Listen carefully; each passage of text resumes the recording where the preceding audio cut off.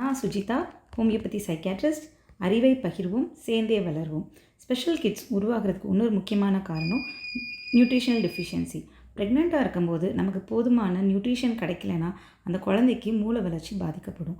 எந்தெந்த நியூட்ரிஷன் ரொம்ப முக்கியமானது அப்படின்னு பார்த்தோன்னா omega, choline, iodine, vitamin D, folate, iron இதெல்லாமே என்ன பண்ணும் அப்படின்னா குழந்தைங்களுக்கு நியூரான்ஸ், பிரெயினில் இருக்க நியூரான்ஸ் டெவலப்மெண்ட்டுக்கும் அது மேலே கவர் ஆகிருக்க மைலின் ஷீட் டெவலப்மெண்ட்டுக்கும் அந்த நியூரான் அந்த பிரெயினில் நிறைய ஏரியாஸ் இருக்கும். Frontal lobe, temporal lobe, limbic system, cortex இது ஒரு ஏரியாலையும் நமக்கு நியூரான்ஸ் இருக்கும்.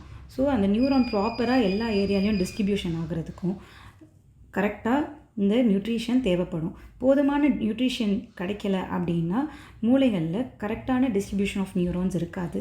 இல்லாட்டி டிஸ்ட்ரிபியூட் ஆன நியூரான்ஸ் கரெக்டான ஸ்ட்ரக்சரில் இருக்காது, இம்ப்ராப்பர் ஸ்ட்ரக்சரில் இருக்கும். அப்போது குழந்தைங்களுக்கு என்னாகும், சரியான யோசிக்கிற திறன், கேட்டு புரிதல் திறன், அதுக்கப்புறம் அவங்க நினைக்கிறத எக்ஸ்ப்ரெஸ் பண்ணுறது இது எதுவுமே அவங்களால கரெக்டாக பண்ண முடியாது. அப்போது பண்ண முடியாத போது அவங்க ஒரு ஸ்பெஷல் கிட்ஸாக மாறுறாங்க.